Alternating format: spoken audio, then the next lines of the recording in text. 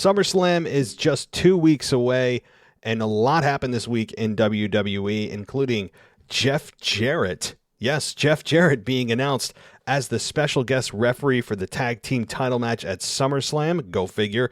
Dolph Ziggler seems to also be coming from the same place Jeff Jarrett is, because he pops up back out of nowhere as well to attack Theory on Monday Night Raw. We're going to talk about that. Lesnar's destruction on Monday Night Raw, what Edge could be like upon his return, and yes, the possibility and even likelihood of WWE going back to TV-14 after 14 years. What does this mean? We're going to break it down right after this. Tune in to Let Me Book the Territory. It's a new wrestling podcast where Smart Marks, A-Dub, E-Ray, B.A., and J-Mo review the week's top stories and storylines in wrestling and attempt to book out the championship feuds and storylines better than anyone else. New episodes are available every Friday wherever you get your podcasts. Again, guys, it's called Let Me Book the Territory. This is WWE superstar Drew McIntyre, and you're listening to the WWE Podcast.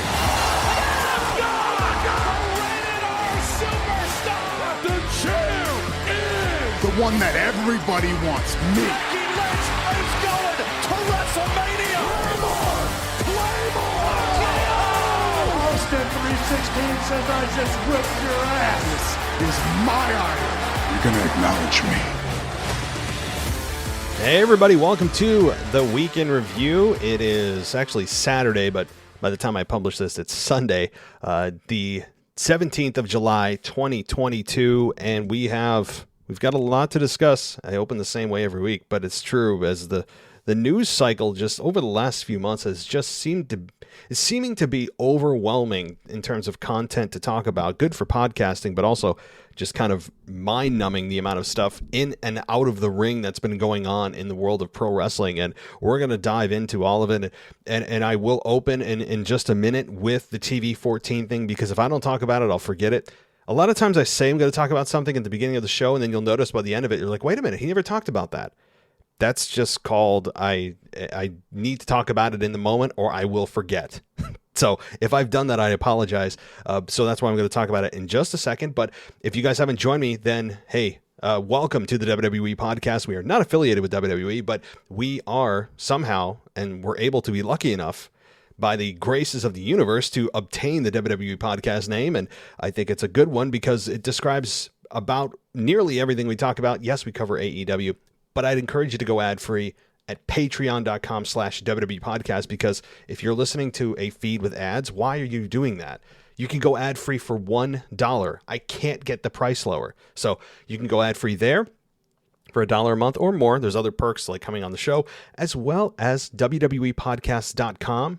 Go there, go VIP, and you get into the exclusive club of no ads, as well as Apple Podcasts. There's an ad-free button right on our page. So, okay, WWE is potentially going back to TV-14. I've heard actually conflicting reports on this. I've actually heard that, this is just a rumor. It was just discussed in a meeting and it's getting blown out of proportion. All the way to major news outlets reporting on it, though, from Sports Illustrated to Bleacher Report, CBS Sports. I mean, it is a big story without actually having anything happen yet. But let's play the game. I wouldn't have brought it up if we weren't going to play the game. Let's play the game that they're going to turn this TV-14. There's still a chance they don't, which will kind of be a bummer. But let's play the game. And I will be the first to say, if anyone cares and is keeping score at home, I never thought they'd do this. I've actually created a few shows on this in years past about why they would never go back to TV-14. And it seems as if they could be. And there are certainly some major benefits for WWE from a business perspective of going back to this model. Not just creative. We can talk about the creative in a minute. Leaving the creative aside, which as fans is probably the part that we're most interested in, is what kind of content are we going to get? Is it going to be edgy? Is it going to be the Attitude Era again? Like, what is it going to be? We can talk about that in a minute. From a business perspective, this is very fascinating to me because they first went to PG. WWE went to PG in July of 2008. And at the time, they came off of the Attitude Era, which started in 97, I believe, late 96, early 97, and the infamous Vince McMahon proclamation that they're no longer going to insult our intelligence, which is actually exactly what they've done during the PG era, and other times as well. I mean, as a fan, it often is impossible to not get your intelligence insulted. But since that time, Vince went from TV-14 to 2007, which was the last year of TV-14, broke into 2008, and the product went super soft. And now, again, I'm trying to keep the creative out of it because it's hard to detach this because there's so much I want to talk about creatively. But from that perspective, I mean, you have to understand why WWE did that at the time, because they knew that the Attitude Era crowd had kind of aged out of watching the product. They knew they had to create a new generation of fans. And the best way to do that is to create family-friendly content. It's something that the whole family can watch. And they knew that those who had grown up during the Attitude Era are now 10 years older, most of them in their mid-20s by 2008. And some of them starting families or will be starting families. And what's the better way to get people back into wrestling than creating content that is suitable for everyone in the family to some degree. It's still PG.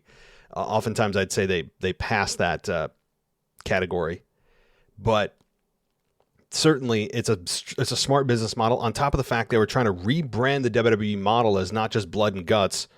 Yes, that's the name of a pay-per-view. And yes, that's something Vince said about AEW. I understand. But it's true that they weren't just this violent sexual company.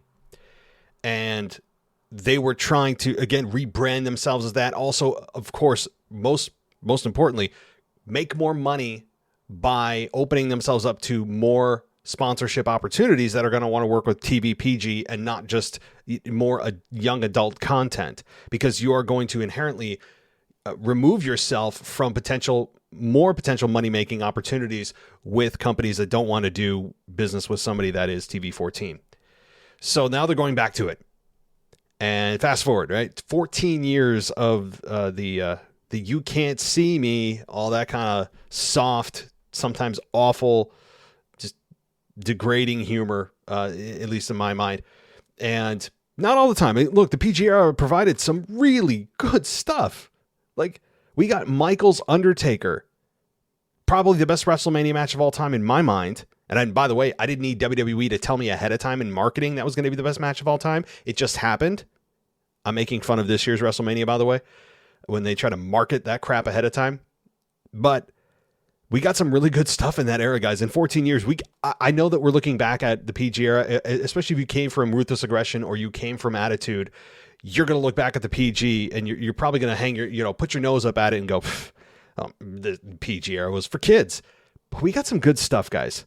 We got some really good stuff in 14 years. And in fact, if the PG era is dead in 2022, that'd be a fun podcast that you could do. You could create an entire podcast, not just an episode, but like an entire podcast on the PG era of wrestling and talk about the moments, because there are a lot of them. Hell, we saw Stone Cold Steve Austin return to action after 19 years and have his first match at WrestleMania in the PG era. So, I mean, I know that the PG era just, it makes me reflex like it's a stupid kids product and they did so many dumb things, and they did, but it provided a lot of cool moments, really cool moments. The Rock returned for his couple of matches at WrestleMania during those. I mean, again, lots of good moments, so many to name. Sting, all that. Okay. But now they're back to TV-14. Let's play the game and pretend they are. So let's pretend that they switched to TV-14. It looks like they are, but so what happens? Well, I think that you have to look at this from WWE's perspective. They must, here's some inherent benefits. Of course, it opens up the creative. It opens up things you can do creatively that you can't do with TV PG. And they've been hinting at this by saying, the S word a lot, which I didn't think was under the PG umbrella. I thought it was TV-14. And they like to just, I don't know, for some reason it's the S word. It has been, which by the way, this show defines the S word as TV-14, so that's why we're not saying it. But I thought that was under the TV-14 umbrella, and WWE sometimes likes to flex their muscle a little bit and say that word. It's been like a thing that, like, anyway. So Now that WWE is going to be, again, go to TV-14, well, they open up creatively, as I just said. They know they're going to have to alienate maybe part of their audience that doesn't want their kids to be in a TV-14 environment, and understandably so. I have a young son. I would not put him in front of a TV watching wrestling if that's the case. If they go to TV-14, because they're going to open up to a lot of risque storylines, more than likely. I mean, sex, violence, and language. Those are the three big ones, I would imagine, that define it as TV-14. So you're going to have more scandalous storylines. The one thing they need to be careful of, and I don't think they would ever do this, but is like, imagine if they just like re-sexualize the women, like just like rebrand them. They just like put them out. They just on Monday Night Raw, they have a bra and panties match. They're advertising. I'm laughing. It's funny, but it's not. But imagine that. They just, I don't know, they have like a Playboy pillow fight or something. They bring back Christy Hemme and Tori Wilson to have a Playboy pillow fight. They do away with the women's titles and bring back the Divas Championship or something. Of course, I wouldn't do that, but it's hilarious to think about. But I mean, I think the women, of course, are going to stay intact, but they'll be able to do more fun stuff. I mean, like get into more real life scenarios, use more colorful language when they need to, and blood. My God, blood is something I would love to see. I mean, I got not in every match, but when it's needed, blood. Taking away blood as a tool from your toolbox is tough to swallow when it's warranted, right? Now I know chair shots to the head are banned, but you can still do stuff that make it looks like it's a shot to the skull from a foreign object, and you're missing out by not having blood. It's a very, very effective and powerful tool in a story when it's needed. So you can do that, but again, you are going to alienize part of your audience, and WWE has to realize that they could be negatively affecting their future by bringing in the younger, not bringing in the younger crowd. Now, what they're maybe counting on is that those that grew up in the PG era, it's been 14 years that they are now coming into young adulthood. And they're going to be, since maybe they were turned away, they didn't stick with the WWE product because it was so soft, and maybe some of them gravitated to AEW or just fell out of wrestling altogether, are going to come back when they hear WWE's going TV-14, and they're going to decide, wait a minute, well, this is kind of more of my thing. This is what I'm watching. Hell, I'm into Stranger Things. I'm into whatever. And WWE is a much softer product, but once they go a little edgier, like maybe it brings them back, and maybe that's what they're counting on. So it's really fascinating. It's fascinating if they really do this on so many levels. Of course, the creative is the number one thing fans are thinking about. But again, if you're a business person and you're in WWE and you're looking at the financials, if you're an accountant in WWE, you're going to be looking at those hard numbers, and you're going to be figuring out how it's going to affect those numbers, their bottom line, as they should. And I think that they could bring in a lot more revenue. Certainly at the beginning, more interest in the product. And even Pat McAfee brought it up this week. So it's not something that's just floating out there on the internet dirt sheets. Pat McAfee said that he wanted to say something this past week on SmackDown, but he couldn't because it's not TV-14 yet. So it seems like it's headed that way. I don't think that would have been on TV if they didn't actually go that way. And I think they're also leaking things on purpose to see how how the general audience reacts. They're doing a survey on us without letting us know it's an official survey. I think that this was leaked purposefully by WWE. This is what I would do. It's smart because you'll be able to get a feeling and take the temperature of the audience in person and on social media, and you'll be able to get a feel for exactly what they feel about them going back to TV-14. Do people cheer? Do people boo? Do they think it's bad? Do they think it's good? Is this going to be great? I mean, yeah. I mean, not all the decision is based on what the fans think. Don't forget, guys, we're like pecking order like 2 or 3 in WWE's priority list. Stockholders, shareholders, and the sponsors are number 1 and 2. Fans are 3. Fans can be stockholders and shareholders, but most of us aren't. So don't forget that, guys. I mean, just because WWE puts out bad creative doesn't necessarily mean WWE really cares a lot, because as long as their bottom line ultimately looks good, if the creative is great, that's a bonus, I think, to them. But so it's just going to be fascinating. I don't want to spend too much time on it. I spent way more than I thought I would. So let's talk about it when it's official. When they Adam Pearce it and make it official, we will have much more to say here on the show. So, all right, boy, there's just so much I want to talk about it. Talk about it. Does that make sense? So before that, though, let's get into SmackDown, because SmackDown was an interesting show. No Roman Reigns. And yeah, I know that he's there, and we all know he's there every 3 shows and every other pay-per-view. But it's almost getting magnified by every absence he's not there now. Like, it's not getting easier or better. I'm not getting used to it. In fact, it's magnifying for me. Is it magnifying for you too? Is it magnifying for you guys? Because I'm just, I don't know. Every time he's not there, it seems to be a bigger and bigger problem for me, at least. So this past week on SmackDown, of course, Pat McAfee comes out and he opens the show. He did not welcome us to SmackDown. Maybe they're listening to this show and saying how stupid it is that we need to hear that every time. That's the announcer's job for the commentators at home. The commentators talking to the people at home. That's totally fine. But I think the people in attendance know where the hell I think they know what, they spent their money on to get a ticket to go to. Anyway, I have to hit on that. But they didn't say it this week, at least on SmackDown. So let's see here. Pat McAfee, again, he kicked off the show, and he talked about the sneak attack at the hands of Corbin at Money in the Bank. Now, don't forget, Corbin didn't pick this fight. Pat McAfee did. We're all supposed to forget that? Now, McAfee didn't attack Corbin physically first, but he picked this fight. We're all supposed to forget this? But I'm cool with it.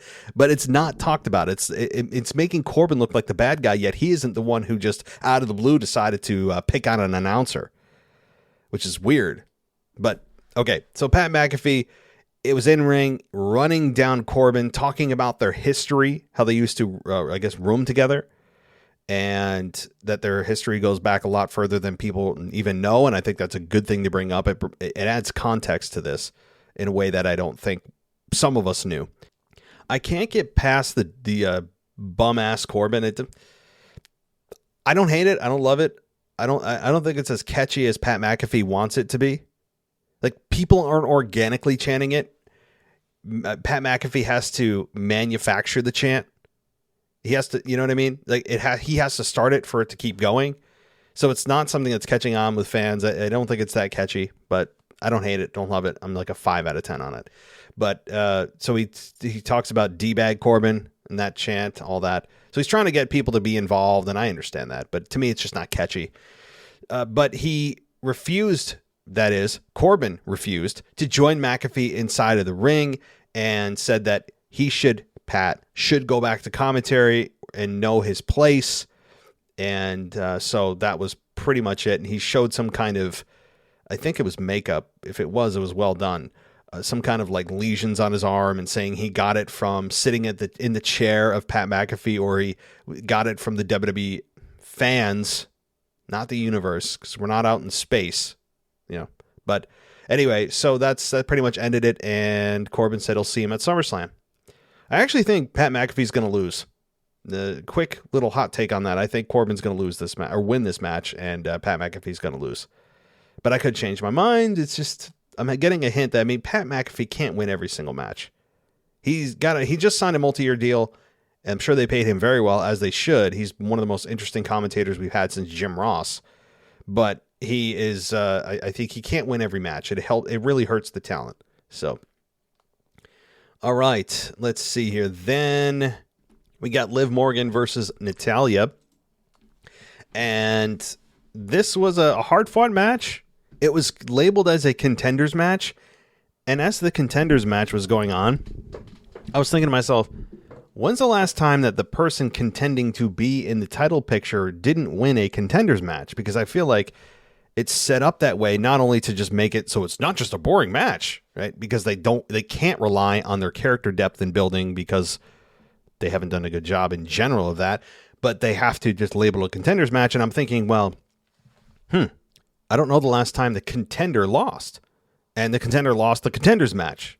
So, but yet, even if Natalya came out next week on SmackDown, and attacked Liv, she'd be right back into the title picture. So, but that we don't talk about that. I guess WWE doesn't acknowledge that. So, I mean, the match was fine. I had no problem with the match. It had some sloppy moments. There were some sloppy moments by Liv, a couple of them, but nothing that made me roll my eyes. Just kind of like, just kind of go, okay, Liv, okay, like she has her moments like that where she still shows from an in-ring perspective. She's not at the level of Bianca or Becky or Sasha, or Charlotte. She's just not, and that's almost not a fair comparison. Because you don't have to be the best in-ring technician or wrestler to hold the championship, because character matters way more than that, I believe. So I'm not saying just because she's not as good in-ring as those women doesn't mean that she doesn't deserve to be champion. But it's clear that she's, I think, a rung below those women. And again, those are some of the best women in the world. I get it. But after the match, Morgan made it clear that she's not intimidated by Ronda Rousey. She knows she's the underdog and intends to retain at SummerSlam. And so, yeah, I mean, Natalya is going back to irrelevancy. She's going back into the crypt, maybe with Tamina when they want to bring her back out or whatever. That's kind of where they live. I mean, Natalya's going to go back to Instagram and posting cat pics or something. Let's see. What else do we have? I'm looking at some top moments here from McAfee that he said, as soon as Corbin stepped foot in WWE, he became an insufferable D-bag that would do anything for $1. I guess that was something that somebody noted here. I don't know. Like, I didn't think it was that catchy. Paul Heyman talking about how the announcer Megan Morant is doing a better job than Kayla. That was kind of funny. And Heyman was trying to get Theory on his side by still allowing him to have a Universal Championship match, but doing it on Roman Reigns' terms. And Theory, saw right through it, and of course didn't shake hands and align himself with Paul. There's absolutely no benefit to that for Theory. And he also tried to get Madcap Moss on his side, which was very interesting. We'll talk about that match a little more later too, which is really good. So, all right, what else do we have here? We had the New Day and the Viking Raiders, a segment here. This was, do you guys really think I'm going to come on here and praise this? No, I am not going to praise this. I think it was, I tweeted this out and nobody liked it. So I'm demanding anytime I tweet something, you guys, if you're a fan of the show listening right now, you need to, for my ego, like it, because the definition and the value of my self-worth is based on the number of likes I get on Twitter. So I need you guys to really help me out here. So what I tweeted out was this, and by the way, follow me on Twitter at wrestling_audio. Let's see. I said, is there any scenario in which New Day won't come out acting like 14-year-old prepubescent boys? I feel like you could light their house on fire in front of them with their family trapped inside, and they'd come out the following week throwing pancakes and doing cosplay. I'm quoting myself, end quote. So it's true. New Day has gotten their ass kicked like 2-3 weeks in a row, brutally beat down. Not just like a roll-up victory, like brutally beat down by the Viking Raiders. And they come out this week like it didn't happen and playing dress up. I don't understand how people are cheering for these buffoons. How are people still cheering for this? I don't understand. I blame the fans at this point. I don't even blame creative. It's the fans. If the fans would turn on them, WWE, I think, would be open to ending this nonsense. And it's not even just embarrassing. It's not even that I can't, like, Kofi Kingston's personality is one of the worst things to ever happen to WWE. That's a strong statement, but I mean it. Like, Kofi Kingston and this whole New Day thing in general is one of the worst things to happen to, at least coming from somebody that's in the Attitude Era, ruthless aggression, likes things that are real, not forced comedy, and likes to make sure that guys aren't hurting other guys. What I mean by that is this. The beating that the New Day took the last couple of weeks should warrant at least some kind of, not them coming out in neck braces and, wheelchairs, but at least not coming out there as if, again, like nothing happened. It diminishes what the Viking Raiders are trying to do, which is establish themselves as serious tag team competitors.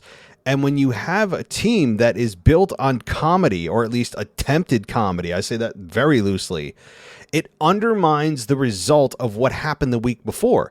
And this is not the first time. In fact, the New Day has made a career out of this. No matter how bad or how vicious or how brutal of a loss they've taken in the weeks prior, it doesn't matter. Kofi Kingston loses his WWE Championship after 6 months in like 10 seconds and doesn't skip a beat. And it's that exact problem. That it's not only embarrassing, it only makes me hate the New Day even more, and Kofi Kingston specifically even more, but it's now, as collateral damage, hurting the guys in which you are working with. So this was just god awful. I don't have much to say about this. They dressed up like children. We're all supposed to laugh, say hee hee ha ha, and the kids, get a giggle out of it.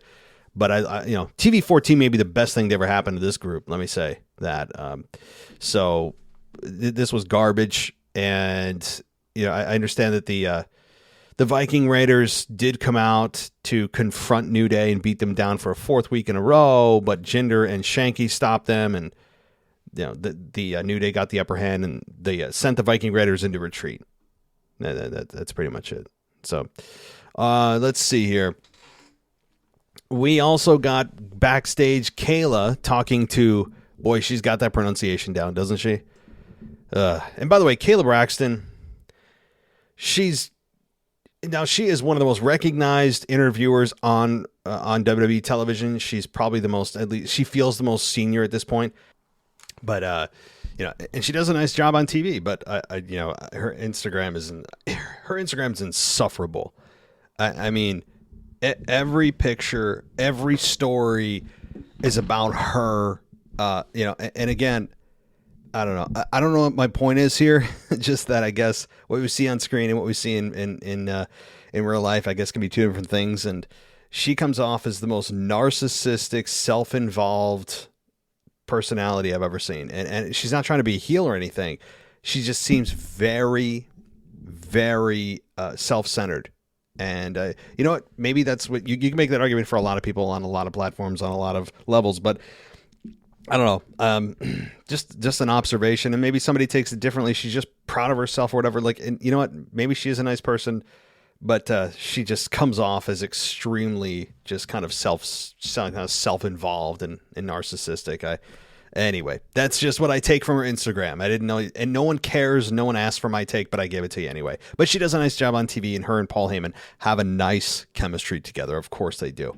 All right. Well, the interview she did was with Gunther. I think I pronounced that right. Gunther. I said that, I believe, correct. Let me say it one more time. Gunther. Yep. And Ludwig, who was there just to take another beating, because the loss that Ludwig suffered last week to Shinsuke was it angered Gunther again, and he told Ludwig to take off his top or zip down his whatever. It sounds bad. I didn't mean to put it like that. He basically wanted to chop up again, so he slapped him hard again across the chest, and he had Gunther say that there's no room for weakness, that there's no room for losing, and Ludwig took a punishment again. And now next week, Ludwig gets a rematch against Shinsuke again. So it's going to be interesting to see if Gunther is disappointed in Ludwig again. I hope that this team stays together, I got to say. And it adds definite credibility, or it adds a layer of character development to both guys here. Like, I really enjoy this, and I hope that, again, this is not a part of a breakup. No one wants to see that right now. So, okay, let's see here. Aaliyah versus Lacey Evans didn't really happen, and neither did Drew McIntyre and Sheamus again didn't happen. It just makes no sense here. Aaliyah and Lacey Evans. Okay, so Lacey Evans comes out. Aaliyah, just the most stereotypical happy-go-lucky. I'm just happy to be here. Aaliyah has the worst personality, at least the most generic, I should say, generic personality that you could ever have, and that WWE, anytime anybody brings them up, then they don't know what to do with them. They just go, oh, well, I'm happy to be here. It's so great. Gosh, gee, golly, it's too much for me.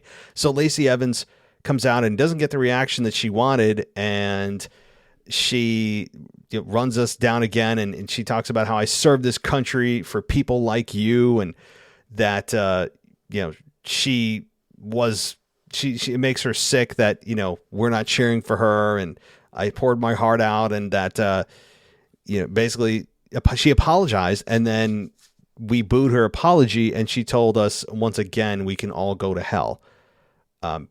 I like it. This is fine. This is better than her last heel gimmick. Definitely fine with me. And I think it's hilarious that they're booing somebody that says they're an American hero or American. They defended America and we're booing her. And that, Lacey Evans is a very accomplished woman. I mean, that's all true. I believe everything she said was true in those promos. And I don't know if originally it was designed for this doll to be heelish. I don't think it was. But this is good, and again, very accomplished woman. On top of being a mother and a wife, and served in the military, and she is you can an actual strong woman. You could from a mental, physical, emotional standpoint. So, all right, well then we got Drew McIntyre in the ring with Sheamus, or so we thought. It was supposed to be once again for an undisputed championship shot at Clash at the Castle, presumably against Roman Reigns. And we did another bait and switch as McIntyre gave away his spot, or rather Sheamus gave away his spot to the Fridge, as they're calling him now, which is kind of weird. They're calling Ridge the Fridge, Ridge Holland. I don't know. It's fine with me. But that's what this was, and Sheamus again gives it up, and McIntyre wins the match against Ridge Holland. But why? What? Okay. I said this last week with Butch. It made no sense. He gave it up last week and told, again, he's the one making the matches. How does he have the power to make it when we've heard time and again from Adam Pearce that it's he makes the matches? And all of a sudden Sheamus has the authority to switch a major matchup like this? And if it's being switched, why should Sheamus, or rather, why should Drew be penalized for it by not making the match for the opportunity to face the undisputed champion at Clash at the Castle? And why is Sheamus giving up this opportunity time and again? What is he waiting for? I know they try to push the narrative. Oh, they're trying to soften him up. Well, that's not how you do it. You soften him up by doing a 3-on-1 beatdown backstage before the match, or the week before. Not by having Drew just easily plow through his henchmen. I know they're building to it, and I also understand that they can't do it too soon because Clash at the Castle is after SummerSlam, and they can't really overlook SummerSlam too much. I mean, that is one of their biggest pay-per-views they have all year, so they can't just gloss over it and start talking about the main event of Clash at the Castle. But get it out of the way. Like, what are we waiting for? It makes no sense, again, from a creative standpoint. If Sheamus is giving up his opportunity, then he's forfeiting it, and Drew wins. You can't have stand-ins. That's not how this works. It's bizarre. And you would think that he'd want this opportunity. Why is he pawning it off? I don't know. It's very weird. Very weird. So once again, they advertise a match that doesn't happen, but I'd imagine next week it does, as he's now gone through his 2 henchmen. Just not good. Not good, I gotta say. So Madcap Moss versus Theory. We talked about something that was good. This was really good. Now, it ended in a disqualification, but I'm okay with that. I'm okay with that because this match was so good that it didn't matter. And it made sense because Theory couldn't put away Madcap Moss, so he used the briefcase as a weapon. This was really good. This was a really good match. I'd give it like out of 10, like a 7.5, 8 out of 10. Really good. And yeah, I'd love to see these two in another in a rematch, maybe at a pay-per-view even. And Moss is starting to get a pretty good reaction from the crowd. I'm looking at Bleacher Report and right now. I kind of bounce back and forth between some of the wrap-ups. They're saying, I think Bleacher Report has a little bit of overdone here. That Moss, this is according to them, Moss has gradually developed into a red-hot babyface who wins crowds over and then has them firmly in his corner by the end of the match. Yeah, okay, I don't know what their definition of red-hot babyface is. That's not Madcap Moss. He's a babyface in the making. He's a babyface that has to struggle to get the crowd to cheer for him. Red hot means you're over. Madcap Moss ain't over yet. I don't know who wrote this, but sorry, Bleacher Report. That's a inaccurate description. No matter how you measure red hot. What? Okay. Anyway, this was good though. This was a really good matchup. Again, I'd love to see it again. And again, Paul Heyman before the match was trying to coerce Madcap Moss into doing business with him. Madcap Moss turned him down. And but the takeaway is that Madcap Moss continues to show you he can put on really good matches. And yes, the crowd is in his corner by the end of the match. And he brings you in that way because his personality isn't exactly super deep, but his in-ring work is his cornerstone right now. His in-ring work is what is saving him. On top of his physique, of course, his physique is incredibly good. Theory is already proven that he can go in the ring with anybody. And this was really good. It was like two guys that know they're up and coming. They're about at the same level, although Theory is clearly ahead of Moss in terms of storyline, getting over, that kind of thing. But it's two guys that like went backstage and were like, hey, we're young guys, we're up and coming. Let's show everyone what we can do with the time we have. It's clear that they wanted to maximize their minutes here, and they did. So credit to both guys, even if it was a DQ. DQs are okay. DQs are fine when they're used in the right way. This was used in the right way. So we had, let's see here, Angelo Dawkins versus Jimmy Uso. How about that for a kind of a lame main event? I'm sorry, doesn't it sound like a lame main event? I don't know. I saw the main event. I'm like, that's the main event? That Angelo Dawkins versus Jimmy Uso is the main event? I mean, I'm like, okay, that's like a middle of the card matchup at best. I mean, in tag teams, of course, they put on an amazing matchup at Money in the Bank, and I'm sure they will as well at SummerSlam. But come on. Anyway, Sami Zayn, the honorary Uso, joined Michael Cole and Pat McAfee at the commentary position.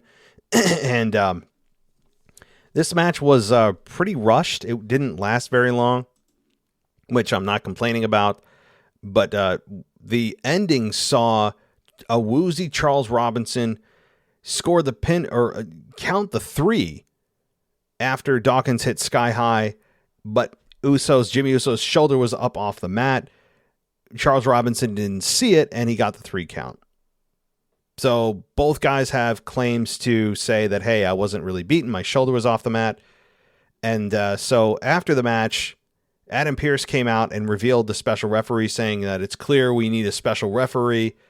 Well, first of all, why would, if it's clear you need a special referee, why would you say you need a special referee ahead of time before you knew there was going to be controversy in this match? I mean, and also, if you need a referee to make sure that things go down the way they should, and that's a trained referee, is that they have gone through extensive training, why would you bring up somebody as a special guest referee? Special guest refers to amateur.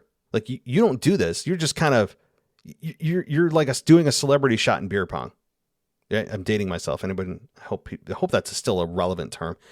But you're going out there essentially doing something you don't normally do and hope you do a good job at it. So Adam Pearce's argument to say that after the result tonight, the controversial result, it's clear we need a special referee. By bringing in someone that has what, like a handful, maybe, I don't even know, maybe never, matches under his belt, refereeing, officiating a match. You're telling me that bringing in somebody that never does it ever is a great way to ensure that all the rules are followed? That's just, what? But fine, it's Jeff Jarrett? What? There's another what for you. I have nothing against Double J. I remember him in WWF at the time. I remember a lot of that. I remember Jeff Jarrett in WWF, and right when Stone Cold was getting hot heading into the Rumble of 1997, I remember that. That was all fun and games. But I know he had Global Force Wrestling, all that, and he's got a hell of a lot of stories to tell, and but Jeff Jarrett, what has he got to do with anything? Are they going to actually try to make an angle out of this? It's weird. Out of all people, Jeff Jarrett, very bizarre. But the show ended in a brawl, a pull-apart brawl between both tag teams. And that's it. Now, Sami Zayn did come out. He said, I have a history of shoulder injuries. And so that was funny. I love how he's still referring to himself as the honorary Uce. That's kind of entertaining. So let's see. So that pretty much covered SmackDown. Now on Monday Night Raw, Ziggler, of course, made his re-debut, or surprise main event appearance, take your pick, to take out Austin Theory. And there's no explanation for that.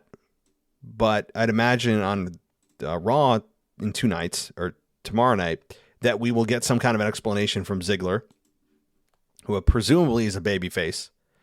And let's see what else. We got Bobby Lashley and Riddle, who won their tag team match on Monday Night Raw because Ziggler helped. No, he didn't. Ziggler did help. Yeah, Ziggler was in that matchup. I'm sorry. I'm getting all mixed up. But let's see what else happened. Brock Lesnar destroys the Alpha Academy. That was a thing. Finn Balor defeated Rey Mysterio. Carmella defeated Bianca Belair via countout after Becky distracted her at ringside, and Becky was demanding a title match. AJ Styles and Ezekiel defeats The Miz and Ciampa via disqualification. Alexa Bliss and Asuka defeat Nikki, ASH, and Doudrop after Nikki was hit with a DDT. The Usos and Omos defeat the Street Profits and R-Truth via pinfall. And then Riddle and Lashley defeat Rollins in Theory after Riddle hit Theory with an RKO. So that was Monday Night Raw. Not a huge week in terms of star power. I mean, yes, Brock was there this past week on Monday and destroyed the Alpha Academy, which is always fun to see Brock beat up like huge men. Like the way he tosses big men around is so fun to watch. But no Roman Reigns. I talked about that at the beginning of the show. That's a tough pill to swallow. And there's your main event right there. Roman Reigns and Brock Lesnar. Now we all know the outcome of this match. What makes me most interested is, how does this end? I'd imagine Theory is still involved, but we'll have to see if the WWE drops any hints the next couple of weeks, what they do, because not having Roman as champion going to Clash at the Castle against Drew doesn't make sense. Brock versus Drew at Clash at the Castle doesn't make sense. Theory versus Drew at Clash at the Castle makes no sense. It has to be Drew and Roman. Roman somehow, some way, crawls out of SummerSlam as champion, like by the skin of his teeth, again, comes out as champion. So that's how I think SummerSlam ends. I don't think we'll see anything from The Rock. I even speculated about that. Like, okay, Roman somehow, even if Theory cashes in, somehow retains. Maybe there's a new member of the bloodline, something like that. And then The Rock comes out and just teases WrestleMania. But then you have Drew facing Roman at Clash at the Castle, and people are going to be like, "Oh, well, I want Rock and Roman." I like Drew, but it really would pour cold water on Drew's momentum by having The Rock come out to kind of overshadow that match that'll happen between Rock and Roman at WrestleMania. That's why I don't think it'll happen. I think if The Rock comes out, it'll be SummerSlam, or rather Survivor Series, or maybe even Rumble or something like that. So if we get it at all. But certainly an interesting week in terms of the story about a potential TV-14 rating for Monday Night Raw and SmackDown coming up. Of course, Brock being on Monday Night Raw is fun. And, hey, the New Day continue their antics. That's kind of the big stories of the week. So everybody, thank you so much for listening, guys. This is the WWE Podcast. We do podcasts almost every single day, and I do appreciate you guys listening. We have ad-free options at patreon.com/WWE Podcast. We have ad-free options on our website at WWEpodcast.com and on Apple Podcasts at our ad-free button right on the home page. So that is it for me this week in the Week in Review. I appreciate everybody for listening. I'll be back hopefully Monday night. I'm actually home alone, guys. My wife is on a bachelorette trip to Nashville. So I'm sitting home while she's, enjoying her luxury time away while I'm squeaking in a podcast while the kids are sleeping because I won't have time in the coming days. But all right. Thanks everybody for listening. As always, take care. I'll talk to you next time. Thanks for listening to the WWE Podcast. Don't forget to subscribe on your favorite podcast app so you don't miss a show, or head to WWEpodcast.com. And for all of these shows ad-free, head over to patreon.com/WWE Podcast. Until then, we'll see you next time.